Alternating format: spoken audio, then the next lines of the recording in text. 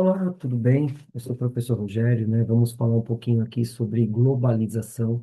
Eu sei que é um tema que nós podemos chamar de contemporâneo, mas é um tema que ele precisa muito da nossa atenção.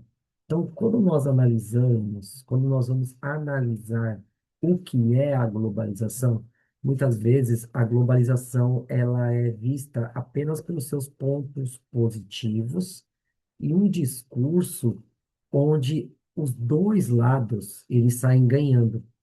Na verdade, nós precisamos discutir quais são os princípios que faz com que essa neutralidade ela não seja tão praticada. Essa neutralidade muitas vezes ela fica no papel e ela deixa de lado a questão do que a globalização ela seria, que é uma cooperação entre países desenvolvidos e países em desenvolvimento. Quando nós pensamos nesse título, então a farsa da regionalização, dominação e desigualdade.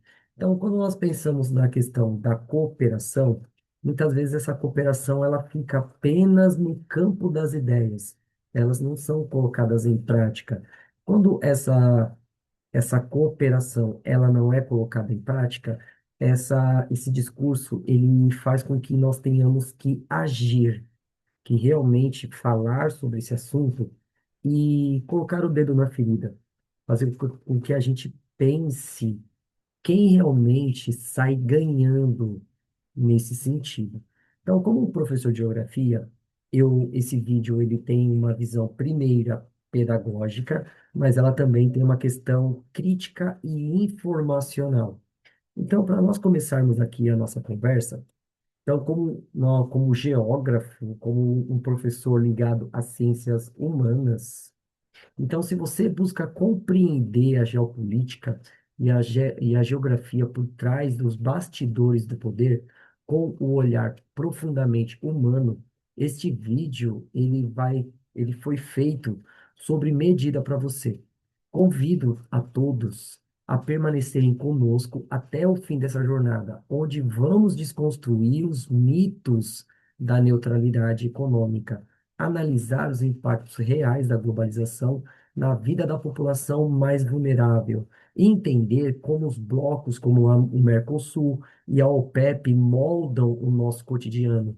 Prepare-se para uma análise crítica, guiada pelos valores da empatia, resiliência e igualdade, transformando a forma que enxergamos o mundo e o nosso papel nele. Fique ligado, pois cada minuto dessa conversa tratará sobre reflexões essenciais para você, não que você não vai querer perder. Então, para nós começarmos aqui a nossa conversa, essa tirinha que está aí do lado é uma forma como é que eu penso em trabalhar esses elementos. Porque quando nós falamos em bastidores, a globalização, ela é uma organização, ele tem um conjunto de fatores que faz com que ela se organize. Normalmente, quando nós falamos desses bastidores, nós temos que pensar nos acordos políticos. Como é que a política ela está inserida dentro desse contexto? Então, pensar no mito da neutralidade. A neutralidade, ela fica apenas no papel. Muitas vezes, aqueles países que tiveram vantagens durante os períodos das colonizações, eles mantêm esse posto de organizar por trás das cortinas como é que as dinâmicas econômicas e comerciais elas vão ser colocadas. E com isso, isso vai afetar o nosso dia a dia. No caso, os blocos econômicos como o Mercosul, a OPEP, como toda essa dinâmica ela vai sendo construída. E com isso nós temos que nos enxergarmos como parte desse processo, né? Como a nossa participação, ela é essencial para que nós possamos compreender e também criticar esse momento. Para iniciar aqui, nós vamos discutir o mito da neutralidade, a neutralidade técnica versus a divisão desigual. Então, a regionalização do espaço geográfico vai além de uma simples organização técnica. Ela reflete escolhas políticas e históricas que exigem de nós uma profunda empatia para compreender as realidades dos povos afetados por essa divisão. Classificação histórica, como a separação rígida entre o norte desenvolvido e o sul subdesenvolvido, muitas vezes foram utilizadas como uma ferramenta de dominação que nos consolidaram como uma nação desigual. Então, existe essa desigualdade global herdada do período colonial. Olharmos criticamente para esse recorte nos permite reconhecer que a organização do espaço muitas vezes priorizou o interesse dos centros do poder, silenciando as vozes e as identidades das populações periféricas, que, por sua vez, precisaram desenvolver uma enorme resiliência para resistir e preservar a cultura diante da imposição. Então, desde quando os países europeus, eles expandiram o seu domínio para as suas colônias, existe esse discurso, essa divisão norte desenvolvido e sul em desenvolvimento, ou que nós podemos chamar de, né, subdesenvolvidos. Então, isso é uma classificação histórica. Isso coloca os países do Sul como meros fornecedores de matéria-prima, que nós denominamos como commodities. Então, o Brasil, como pertence a esse Sul global, o Brasil é classificado como um país subdesenvolvido. Então, dentro dessa dinâmica, dessa organização, nós temos que pensar como é que o espaço ele vai ser priorizado como centros do poder, silenciando as vozes daqueles que se resistem a essa organização.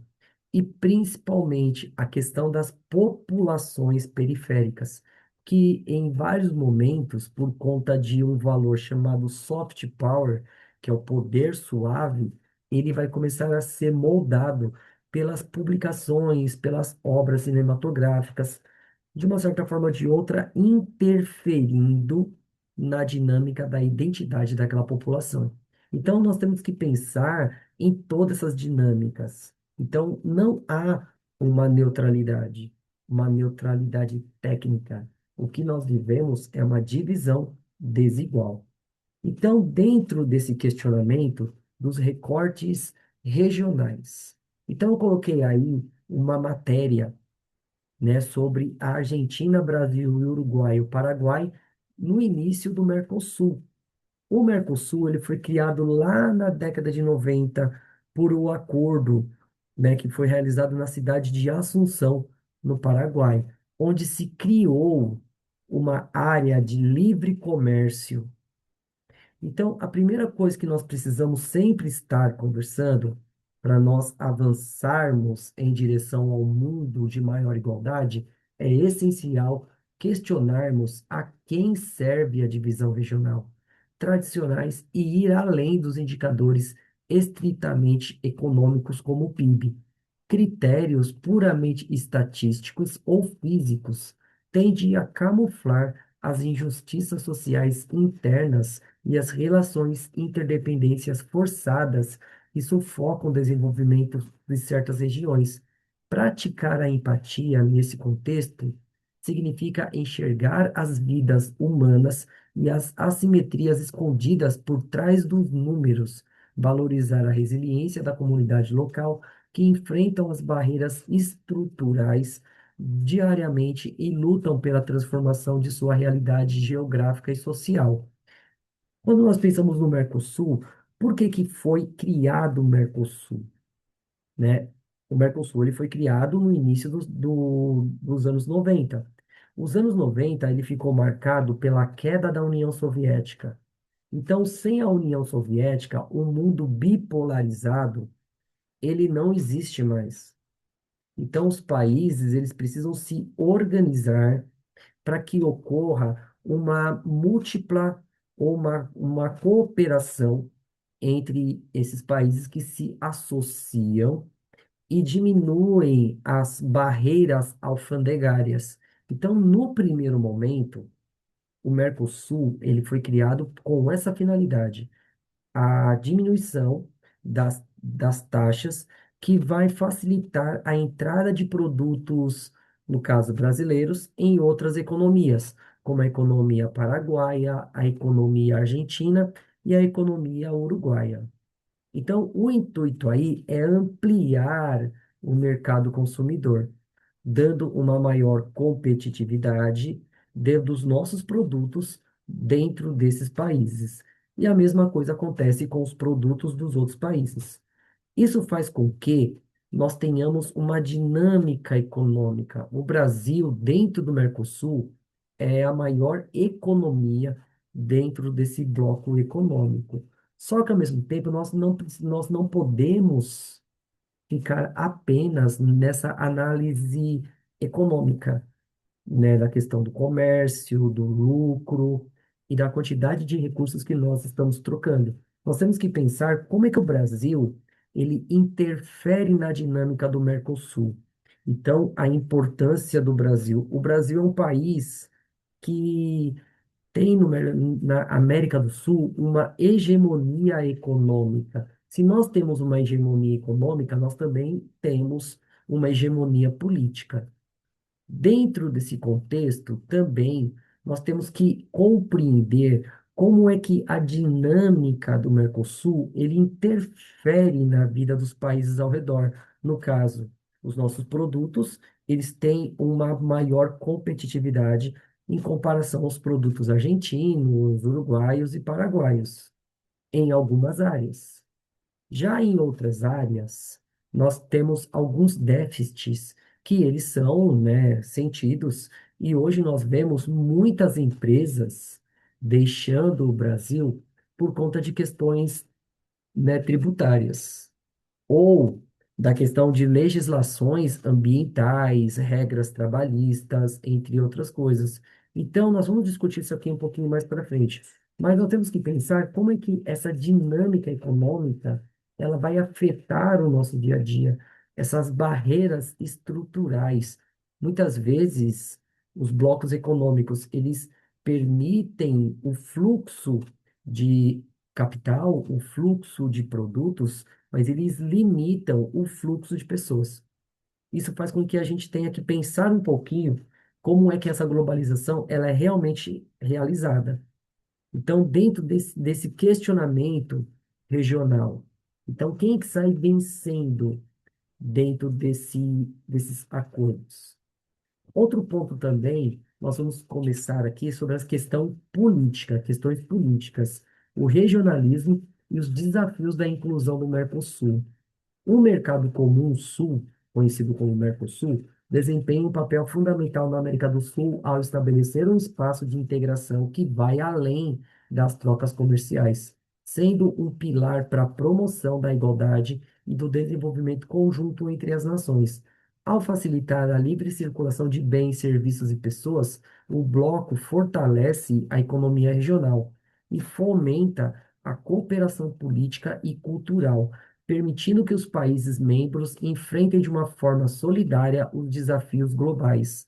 Essa união não apenas potencializa a voz da região no cenário internacional, mas também cultiva a empatia entre a cidadania regional, por meio de acordos de residência e direitos compartilhados, construindo uma rede de apoio mútuo que fortalece a resiliência social e a economia desses nossos povos diante de crises de desigualdade histórica.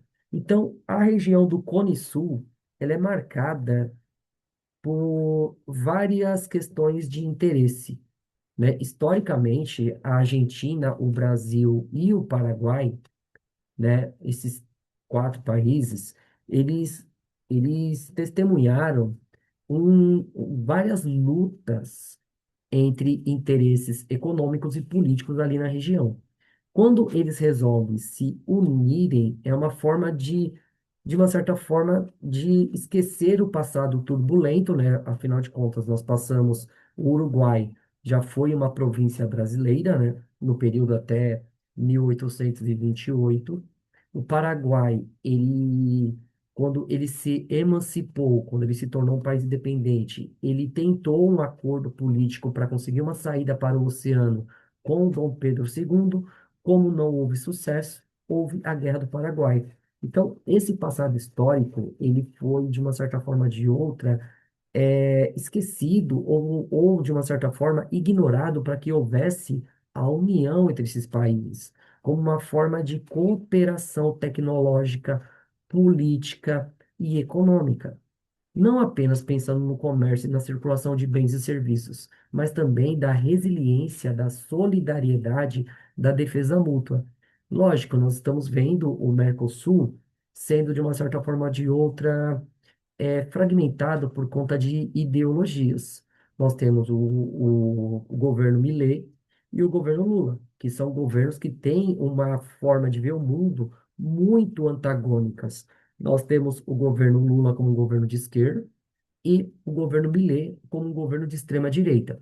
Então nós temos um certo racha no Mercosul. Só que ao mesmo tempo, esses países eles precisam se unir para, de uma certa forma, ter uma barganha contra blocos mais estabelecidos, como a zona do euro. Então, isso faz com que ocorra uma cooperação entre esses países, para que nós possamos negociar e conseguir resultados positivos para todos os membros. E com isso também a questão de pensar em uma cidadania mútua. Então, hoje nós temos um exemplo que é um exemplo bem interessante, que é a questão da placa do Mercosul. Então, isso cria um pertencimento a um grupo. Com o passar do tempo, e também os acordos políticos e as questões de resiliência, empatia, nós temos que pensar como ampliar esses acordos para melhorar as vantagens para ambos. E com isso, né, de uma certa forma ou de outra, você diminuindo as desigualdades históricas que foram causadas por conta dos processos de colonização. Só que também, com o passar do tempo, alguns países eles foram sendo agregados ao Mercosul. Hoje o Mercosul ele conta com Brasil, Paraguai, Argentina, Uruguai, Chile, né? Então nós temos esse bloco ele vem se ampliando. Então, no caso, a Venezuela, ele era um país que fazia parte como um membro convidado. Então, a suspensão da Venezuela, principalmente foi decretada em 2017 pelos demais países membros, no caso, Argentina, Brasil, Paraguai e Uruguai, teve como motivação central a aplicação da cláusula democrática do bloco, estabelecida pelo Protocolo de Ushuaia. Os membros fundadores justificaram a medida apontando uma grave ruptura na ordem democrática no país, marcada pela violação dos direitos humanos, pela questão do desmantelamento das instituições e pela perda da representatividade civil, sob a ótica da igualdade, dos direitos e justiça. A decisão buscou pressionar o governo venezuelano pelo restabelecimento das garantias democráticas.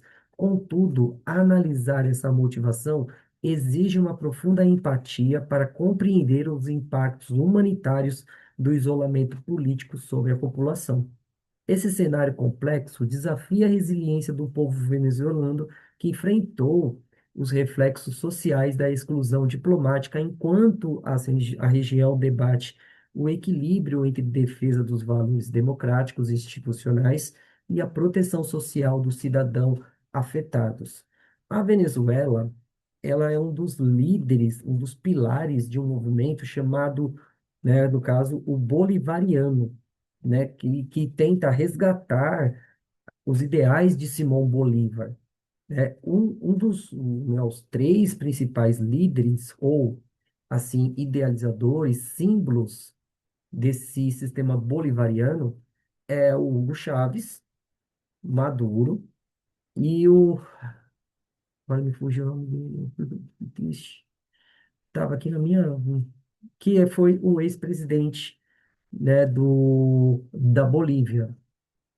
Então, esses três personagens, eles vão fomentar uma forma de política que vai tentar desvencilhar da interferência dos Estados Unidos na América Latina, né? E com isso chamando a atenção por algumas medidas que foram consideradas é, problemáticas e afetaram países como o Brasil, que no caso o presidente da Bolívia, o ex-presidente da Bolívia, ele nacionalizou as empresas que produziam gás natural.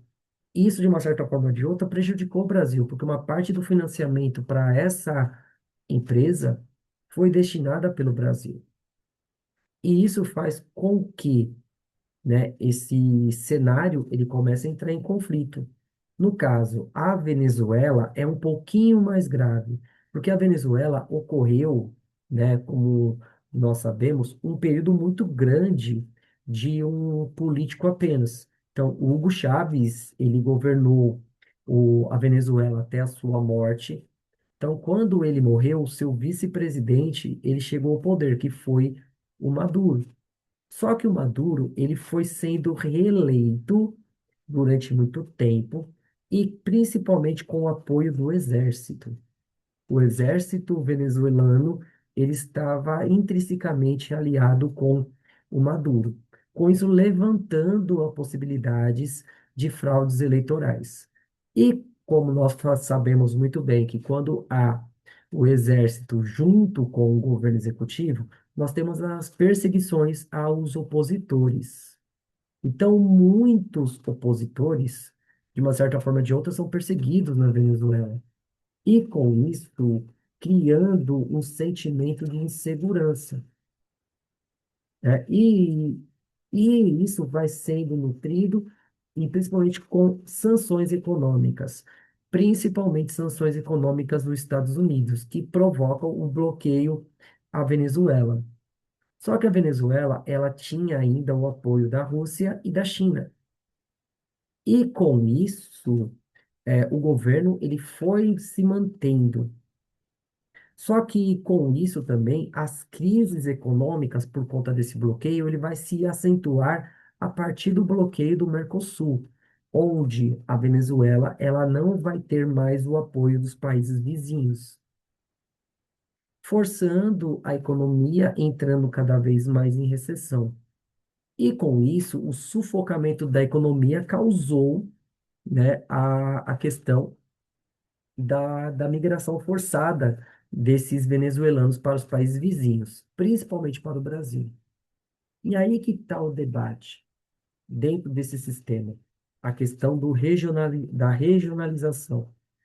Nós temos que colocar na balança o que é mais impactante para uma sociedade, para uma população. Estou falando para a população, não para os seus governantes. A questão econômica ou a questão da justiça social.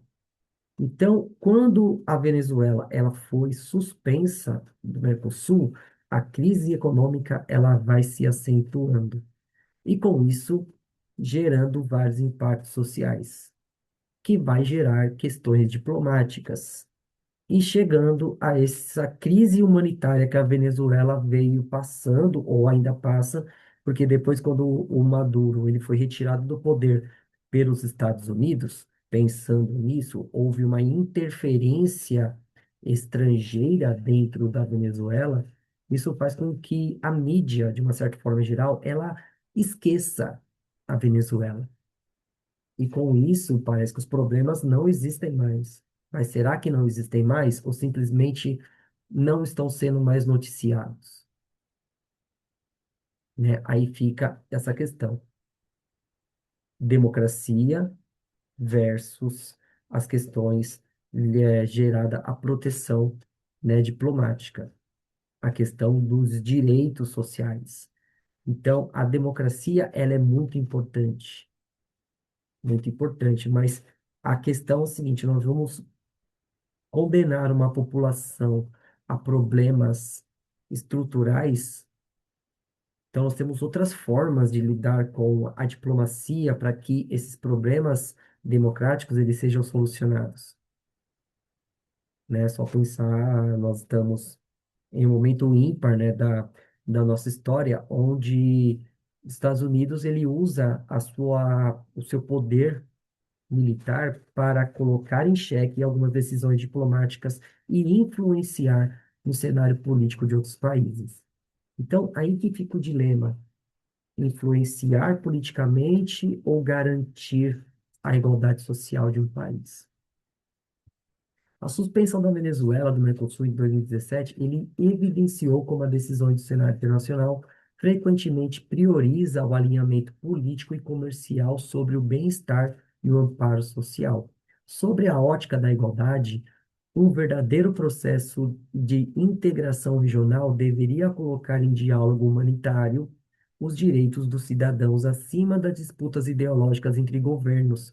O foco, ao focar excessivamente na dinâmica macroeconômica e sanções, os blocos econômicos correm o risco de esquecer o seu verdadeiro propósito, que é a integração que exige a empatia, protegendo as pessoas e garantindo que o isolamento político de um Estado não se converta ao abandono de sua população.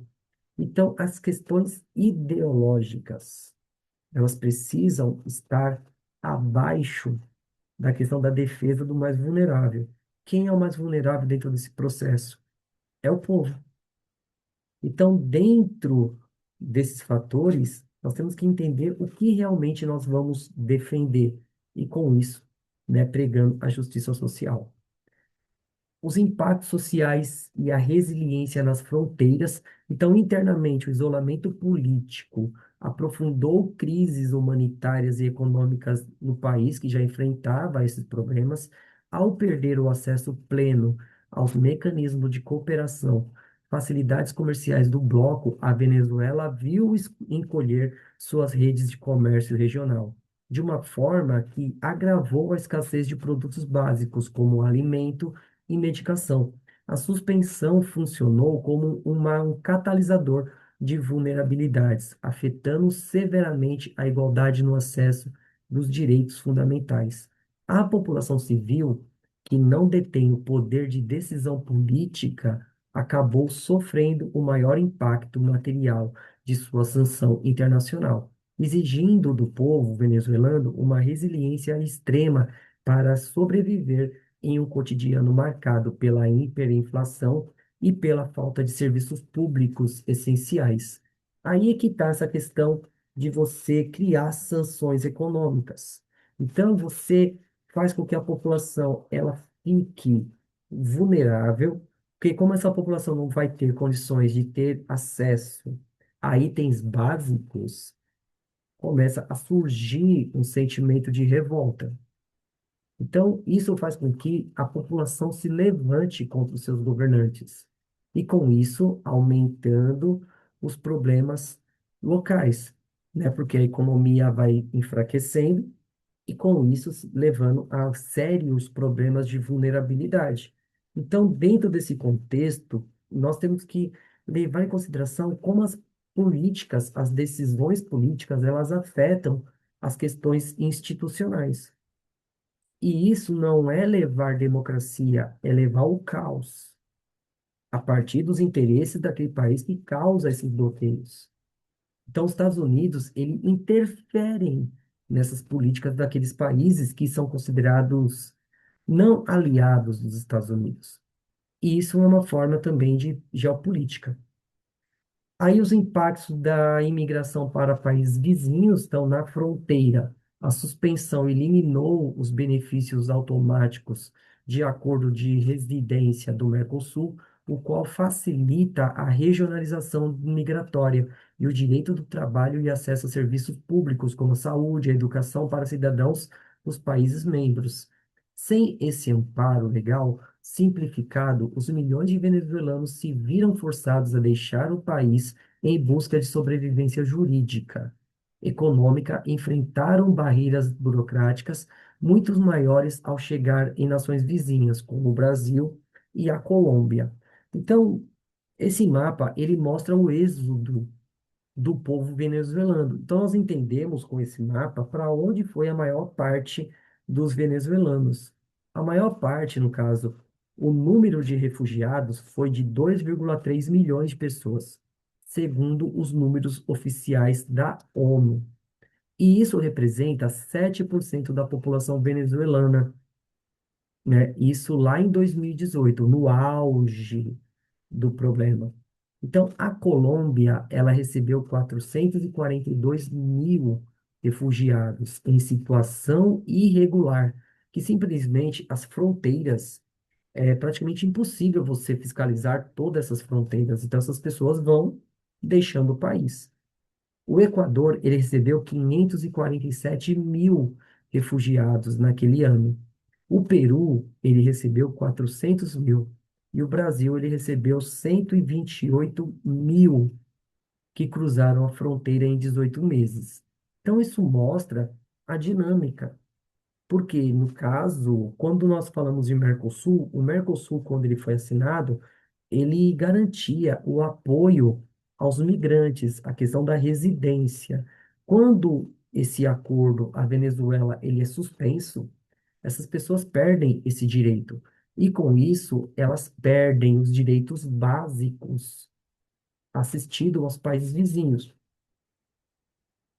Lógico, o Brasil ele tem um alinhamento diferente perante a ONU. O Brasil ele atende os refugiados. Nós, na escola que eu trabalho, nós recebemos estudantes venezuelanos naquele período.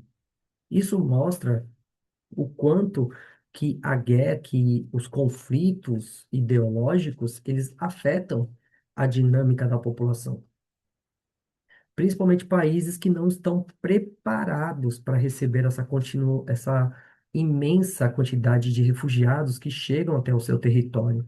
Isso faz com que a gente comece a repensar a nossa postura, né? Pensar não em que o refugiado ele é uma pessoa que está ali para atrapalhar a dinâmica do nosso cotidiano, mas sim uma pessoa que está sofrendo com problemas e cabe de uma forma humanitária a nós sabermos como lidar com essa situação, acolhendo e tratando essa pessoa como cidadão de direito.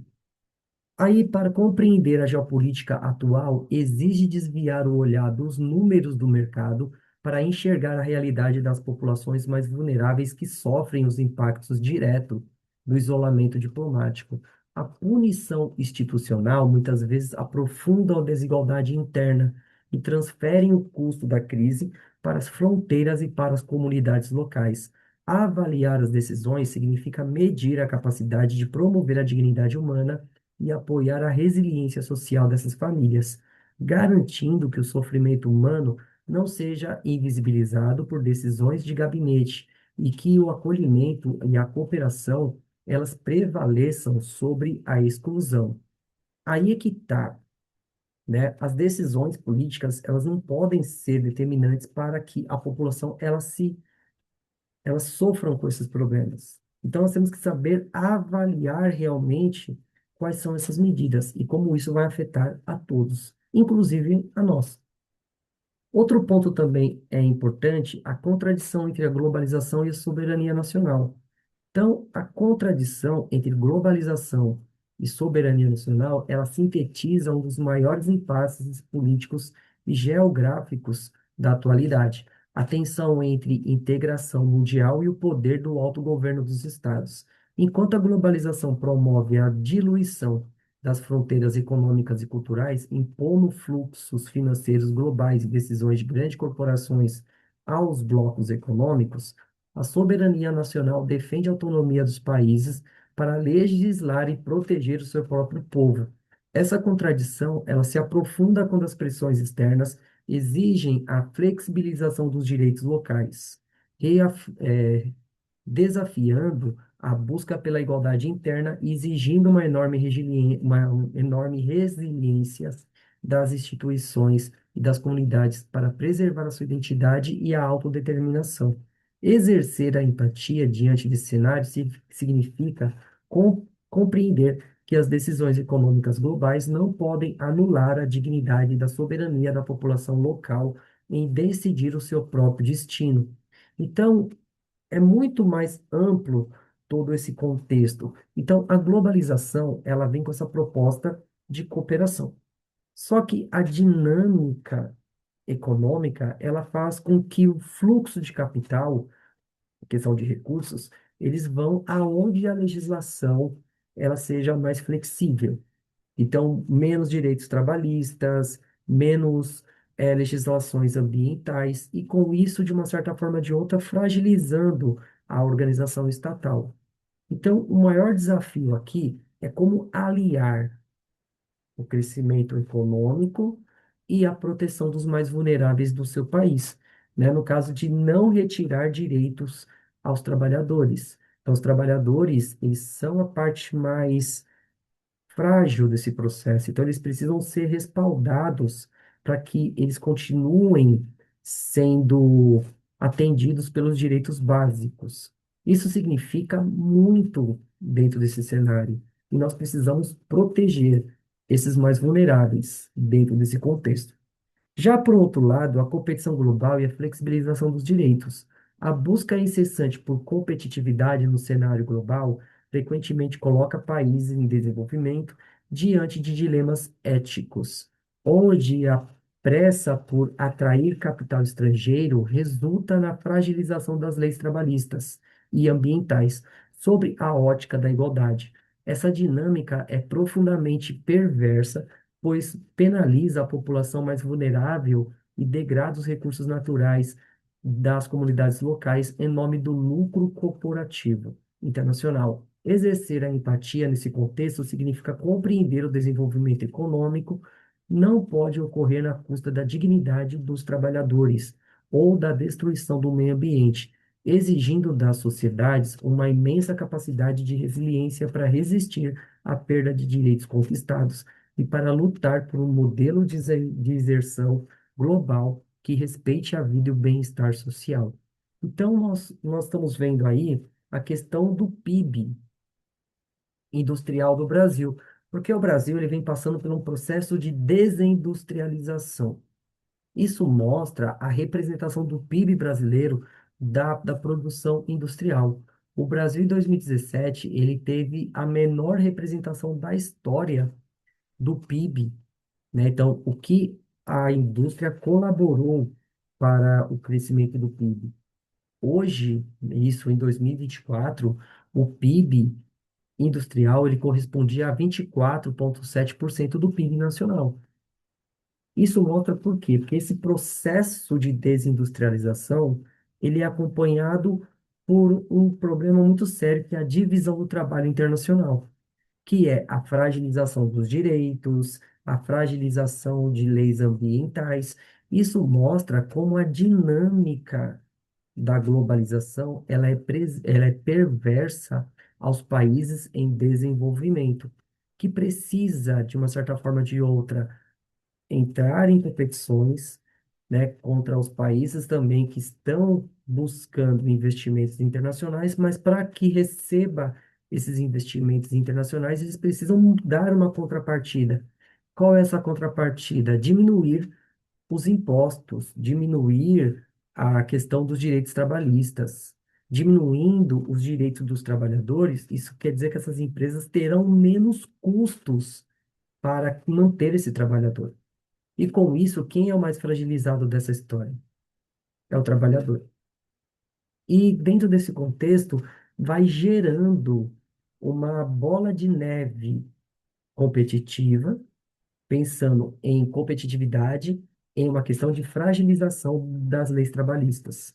Isso vai colocar em risco a vida e o bem-estar social daquela comunidade. O mito dos benefícios automáticos e equilíbrio econômico. Eu coloquei aqui várias marcas que existiam no Brasil antes da globalização e nos primeiros anos da globalização. Então, compreender o mecanismo dos blocos econômicos exige desconstruir a narrativa de que a inserção na globalização traz prosperidade automática e uniforme para todos os cidadãos. Na realidade, quando o lucro e o avanço tecnológico tendem a se concentrar nas mãos dos grandes conglomerados, e as elites financeiras Os custos sociais, os impactos da precarização são distribuídos de forma desigual, sobrecarregando a base da pirâmide social. O grande desafio geográfico e político atua em encontrar esse equilíbrio, participar ativamente do comércio mundial sem abrir mão da política da soberania de promover a igualdade interna. Isso requer o fortalecimento da resiliência institucional das nações para blindar seus direitos fundamentais e o exercício da empatia governamental, garantindo que as economias sirvam às pessoas e não o contrário. Então, essas marcas que sumiram. Por que essas marcas sumiram? Porque o Brasil, desculpa, o Brasil ele não tinha, essas empresas, elas não tinham capital para que elas pudessem competir com as empresas que vão entrando no país no final, né, da década de 90 e principalmente com a globalização. Isso vai pensar, essas marcas, elas vão deixar de existir. Isso também alega a questão da soberania do país. Então, essas empresas, elas deixam de existir, ela abre uma base para que outras empresas internacionais, elas entrem nesse local e ir aumentando esse abismo social. Porque sem empresas nacionais, o país ele perde a sua soberania. E com isso, sendo cada vez mais dependente do capital estrangeiro. A assimetria dos níveis de integração e no mito do benefício mútuo. Então, essa questão da simetria, a desigualdade entre os níveis dos benefícios mútuos, resume a uma visão crítica e realista sobre o funcionamento das alianças econômicas contemporâneas. Desconstruir a promessa de um bloco comercial traz vantagens automáticas e equilibra para todos os seus membros. Ao apontar essa simetria, o título evidencia que países com poderes econômicos e históricos profundamente discrepantes não competem em pé de desigualdade.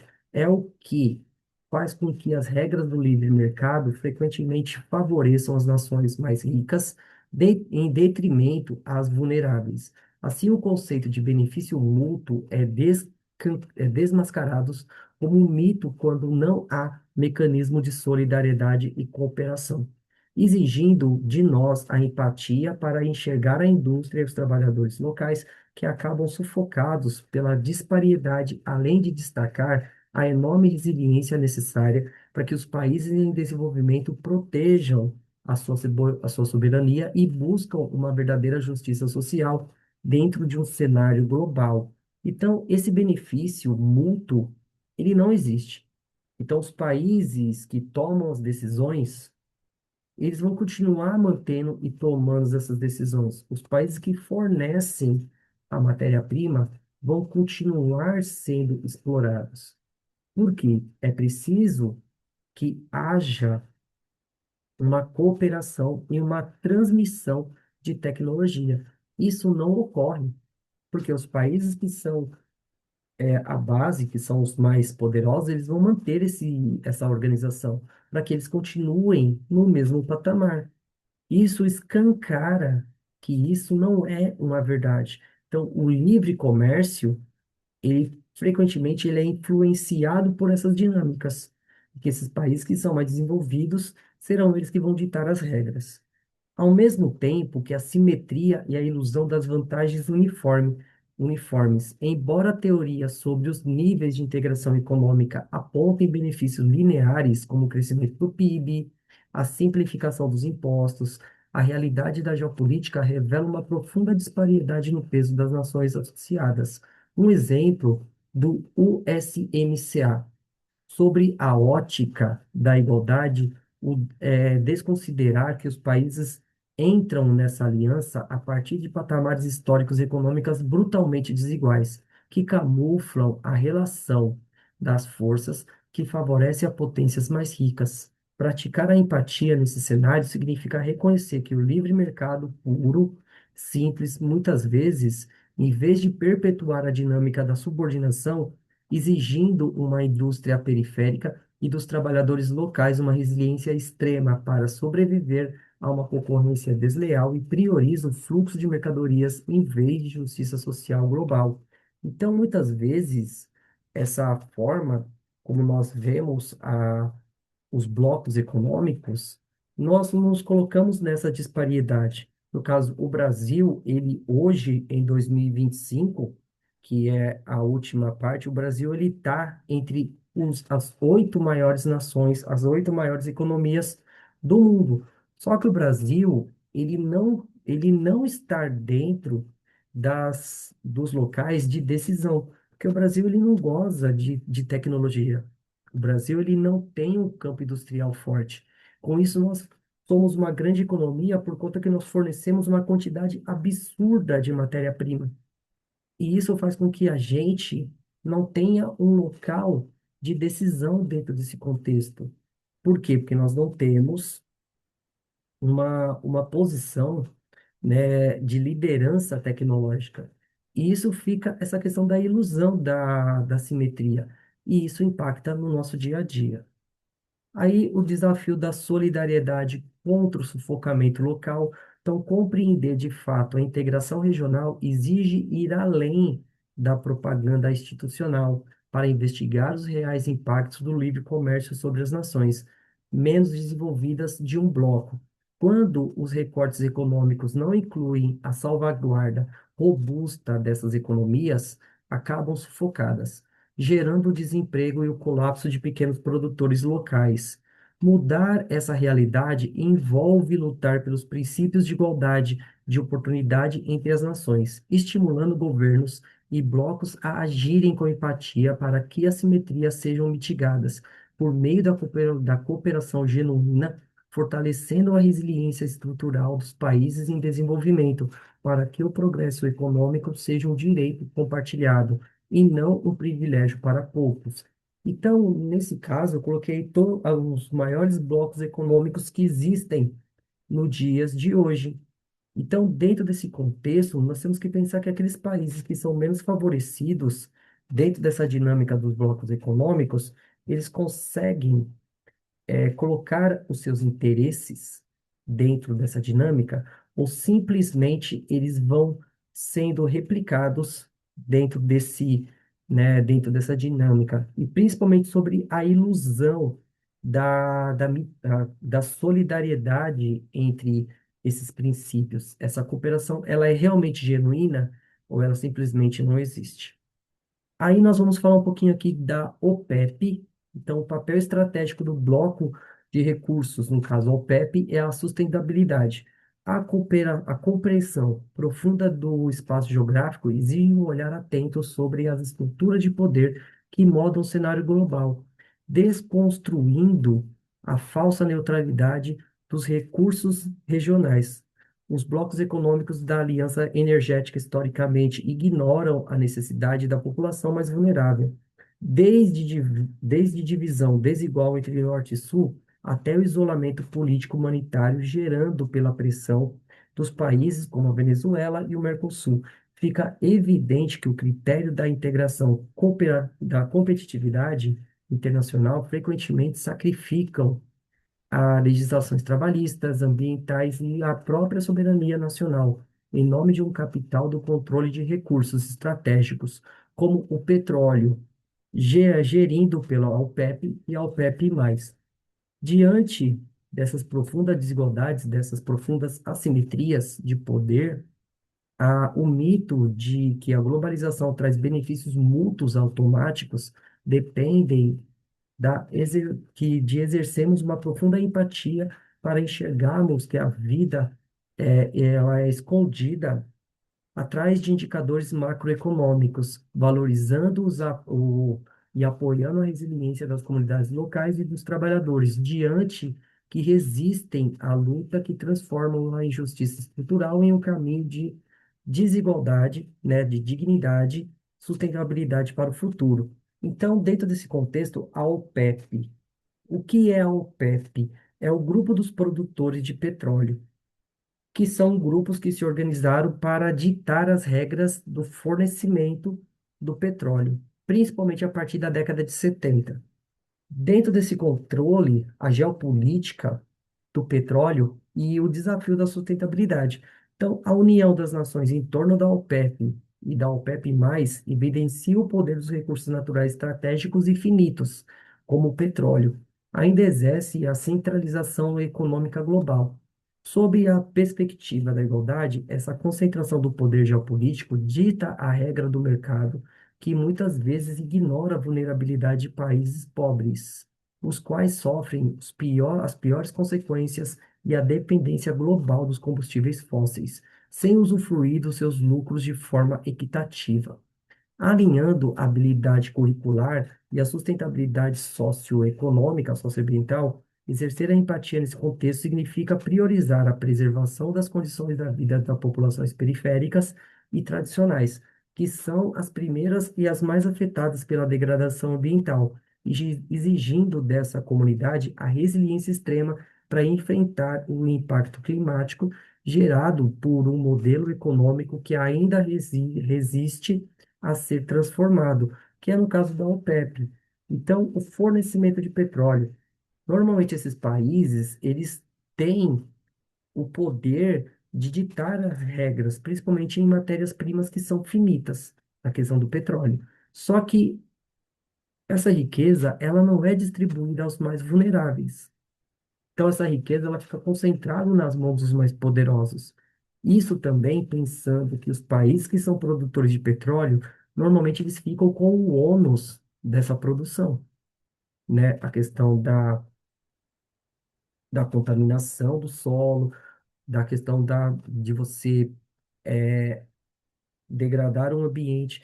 Isso nós temos que pensar com esse modelo, ele vai afetar a sociedade.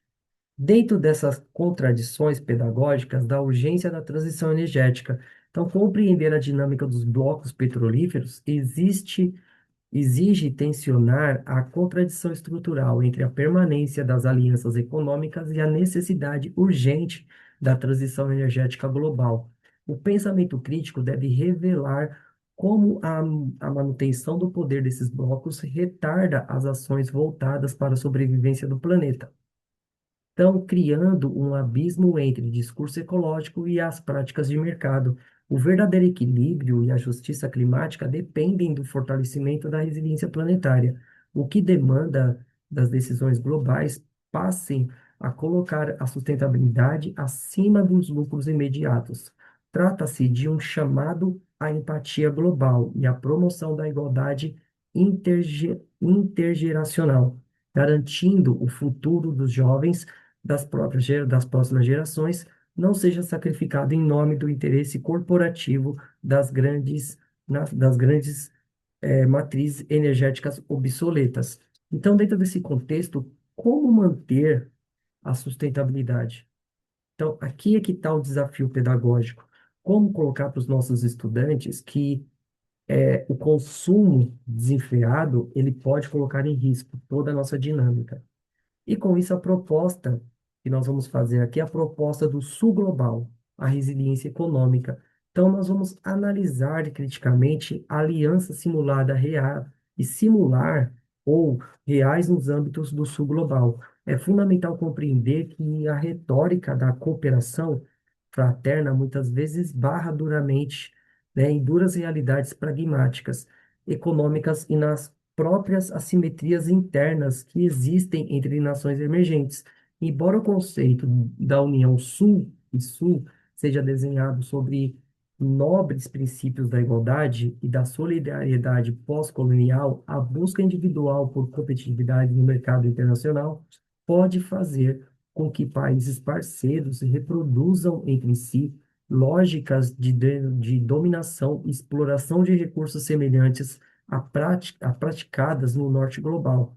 Exerce a empatia política nesse cenário e exige desconstruir a ilusão de blocos hegemônicos e harmoniosos, reconhecendo que os interesses geopolíticos dessas grandes potências emergentes pode sufocar a economia de menores grupos.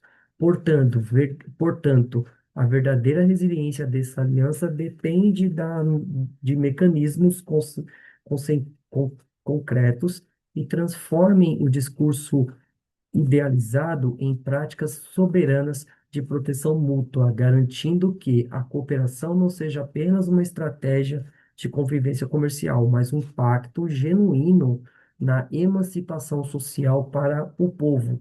Então, nós temos que discutir como é que essa cooperação ela sai do papel e ela vai para a vida, pensando que mesmo dentro dessa dinâmica sul-sul, nós ainda temos alguns interesses, e esses interesses muitas vezes vai contra a questão da sustentabilidade entre esses países. E a cooperação dos blocos fictícios, no caso. A proposta é participar de uma prática de simulado, simulando um bloco econômico entre Brasil, África do Sul e Índia. Traduz pedagogicamente o conceito da cooperação Sul-Sul, unindo as nações para compartilhar desafios estruturais semelhantes e o desejo de uma maior autonomia. Sobre a ótica da igualdade, essa iniciativa é um exercício essencial para mostrar aos estudantes o desenvolvimento econômico e social. Não precisa seguir obrigatoriamente as regras das dependências historicamente ditadas pelas potências norte global. Ao desenhar essa aliança fictícia, estimula-se a empatia histórica e geográfica, permitindo que se compreenda que a união entre as economias emergentes podem funcionar como uma estratégia de resiliência coletiva, onde a troca de experiências e tecnologia serva para fortalecer o crescimento mútuo e a soberania desses povos frente ao mercado internacional. Então, dentro dessa simulação, principalmente entre países que foram colonizados, então, o compartilhamento de conhecimento, comércio e investimento, o desenvolvimento e a capacitação de trabalhadores e o apoio diplomático. Então, tudo isso entra nessa dinâmica dessa aliança. Então, sem essa igualdade entre esses blocos, esse princípio, ele é utópico, porque a vantagem, sempre alguém vai tirar vantagem do outro, e não pregar uma simetria. A redefinição da arquitetura internacional da solidariedade. Então, ao investigar o potencial da articulação do Bloco do Sul Global de Desenvolvimento, exige analisar se essa união, né, possui força real para subverter as trocas desiguais herdadas do período colonial. Compreender esse cenário significa questionar se a cooperação entre países emergentes é capaz de superar a herança da divisão internacional do trabalho, que há séculos pressiona o Sul como fornecedor de matéria-prima de menor valor. Mudar essa lógica depende da arquitetura internacional genuinamente baseada na solidariedade e na igualdade de oportunidades, onde o bloco econômico deixem de ser apenas uma balança comercial competitiva e passe a agir com empatia social. Isso pressupõe impulsionar a resiliência mútua para erradicar a pobreza e proteger o meio ambiente para garantir o progresso técnico e econômico que resulte em melhoria real da qualidade de vida e de todas as populações envolvidas. Então, esse propósito é realmente focar na igualdade dentro desse contexto, valorizando o trabalho, reconhecendo as técnicas e, com isso, melhorando tudo o que está sendo envolvido. E, né, para finalizar aqui, então, chegando ao fim dessa jornada, então, esse aqui é uma forma da gente chegar aos nossos acordos. Então, chegamos ao fim de mais uma jornada de aprendizado, mas nossa busca por um mundo mais consciente e justo não para por aqui. Agradeço imensamente a companhia de cada um de vocês no que nos acompanhou nas reflexões críticas sobre a geopolítica, as contradições da globalização e os desafios do sul global. Que possamos levar essas ideias debatidas hoje para além das telas, aplicando o nosso dia a dia o exercício prático da empatia ao olhar para a população mais vulnerável, a busca constante pela igualdade de oportunidades e a resiliência necessária para transformar a nossa realidade socioespacial. Um grande abraço para todos e vamos continuar nossos estudos aqui, que é muito mais importante para nesse momento. Só que, para que esses estudos eles continuem, eu preciso da ajuda de vocês com o like, com a inscrição no canal e o compartilhamento desse conteúdo com os nossos amigos. Então, com isso, eu vou finalizando aqui o vídeo com vocês, agradecendo profundamente pela empatia aqui comigo e vamos continuar nossos estudos e a gente vai chegar longe com isso. Muito obrigado e até a próxima.